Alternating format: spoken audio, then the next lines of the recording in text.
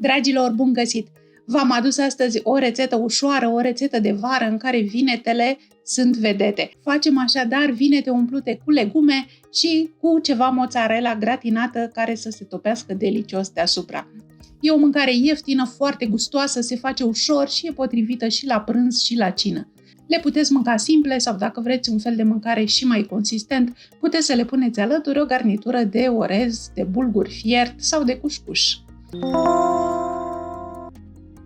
Avem aici ingredientele pentru 4 porții. Eu am folosit 2 vinete foarte mari pe care le-am tăiat în 2 și am considerat o jumătate de vânătă umplută ca fiind o porție. Alegeți vinete mari, drepte, cărnoase, pentru că le vom scobi și trebuie să avem acolo o cavitate pe care să o umplem. Dar mai întâi le vom tăia în 2 pe lungime și încercați să le tăiați pe la jumătatea codiței, să lăsați și codița pentru că arată mai interesant și sunt și mai ușor de manevrat, drept să zic. Cu lama unui cuțit le decupăm lăsând pe margine un perete cam de 1 cm grosime. Avem nevoie de peretele acesta ca să dea stabilitate vinetei, să nu se înmoaie la cuptor și să curgă umplutura. Tăiem apoi miezul în 2 și scobim cu cuțitul de jur împrejur, astfel încât să scoatem miezul cât mai întreg pentru că îl vom folosi mai departe. Dacă vă este mai ușor, puteți să le scobiți și cu o lingură. Mie metoda aceasta cu cuțitul de jur împrejur așa mi se pare mai simplă. Cam așa trebuie să arate vânăta la interior, trebuie să rămână acel perete de jur împrejur, dar și de desubt să avem cam 1 cm de pulpă care să ne dea stabilitate. Vom băga vinetele la cuptor și trebuie să le ungem cu puțin ulei ca să nu se usuce. După cum știți, probabil vinetele absorb uleiul ca un burete. Folosiți o pensulă și ungeți foarte bine fiecare vânătă cu ulei. Presărați apoi sare și piper. Eu la vinete obișnuiesc să pun ceva mai multă sare decât aș pune la alte legume, pentru că vinetele nesărate sunt fade. Vinetele sunt delicioase, dar ăsta e defectul lor, au nevoie de mult ulei și de multă sare.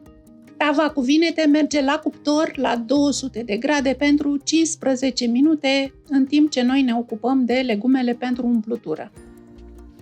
Tăiem cu bulețe o ceapă mare. Am tăiat cu bulețe și jumătate de ardei capia, sau puteți folosi, bineînțeles, și ardei gras, roșu, verde, de care aveți. Miezul vinetelor, de asemenea, l-am tăiat cu bulețe mici.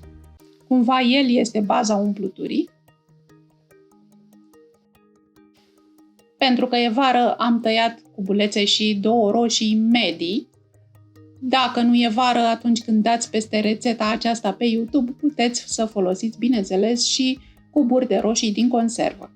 Cam jumătate dintr-o conservă de 400 de grame va fi perfect. Dar bineînțeles că mâncarea asta e mai gustoasă cu roșii proaspete. Punem uleiul să se încingă într-o tigaie și la început călim aici ceapa până când se înmoaie puțin și devine sticloasă. Nu vrem să prăjim de tot ceapa, doar cât își dezvoltă aroma, apoi punem și cuburile de ardei gras și le lăsăm să se călească împreună câteva minute. Nu uitați să amestecați din când în când, iar după 7-8 minute putem să punem și cuburile de vinete. Le amestecăm, cuburile vor absorbi tot uleiul din tigaie, așa că la un moment dat vă veți da seama că legumele au rămas pe uscat și că ar fi nevoie de puțin lichid acolo în tigaie, iar acesta este momentul în care adăugăm cuburile de roșii. Roșiile ne aduc acum și lichidul necesar, aduc și aciditate, aduc și culoare, aduc și gust în umplutura noastră de vinete. Lăsați legumele să se gătească încă 10 minute la foc mic, amestecând din când în când. Legumele mele sunt gata, sunt bine gătite, s-au înmuiat, miros delicios, nu mai au nevoie decât de câteva condimente. Pentru aromă avem nevoie și de 2 căței de usturoi. Tăiați-i mărunt din cuțit sau îi puteți trece prin presă, după cum vă e mai ușor. Eu una prefer să-i toc din cuțit decât să spăl presa de usturoi. punem usturoiul în tigaie peste celelalte legume călite, sare și piper după gust, iar ca arome eu am pus o linguriță cu vârf de oregano uscat și pentru că vinetele sunt bune prietene cu busuiocul, am pus și o linguriță cu vârf de busuioc uscat. Puteți să folosiți de asemenea și cimbru uscat, de exemplu, dar eu nu aș omite busuiocul pentru că dă multă savoare în mâncarea aceasta. Gustați umplutura, vedeți dacă mai trebuie reglat ceva, poate sare sau condimente, după care, din ochi așa mai mult, o împărțim în 4 părți egale pentru că avem 4 jumătăți de vinete de umplut.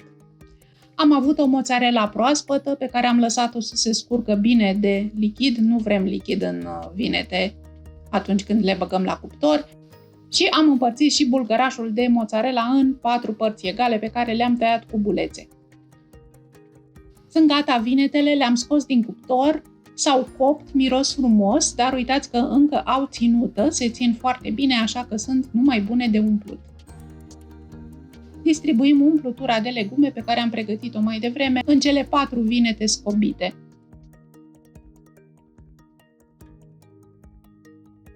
În fiecare vânătă așezăm și cubulețe de mozzarella. Mozzarella e delicioasă în orice preparat din acesta la cuptor pentru că se topește atât de frumos, dar putem să contăm pe ea că nu o să curgă în cuptor. Puteți să folosiți și alte brânzeturi dacă aveți altceva la îndemână, poate brânză feta sau poate un cașcaval ras. Dăm tava la cuptor din nou, cuptorul a rămas încins la 200 de grade pentru 10 minute. Avem nevoie doar de 10 minute cât să se topească mozzarella și vinetele noastre sunt gata de servit. Arată spectaculos, miros minunat, trebuie doar să le înveselim cu câte o frunzuliță de busuioc.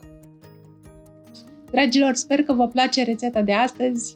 V-am promis că e simplă și că e foarte, foarte gustoasă.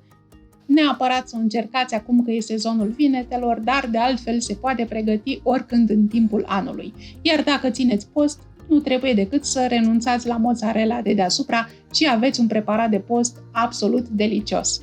Vă doresc poftă bună la vinete umplute și ne revedem curând cu o nouă rețetă la fel de simplă și de bună.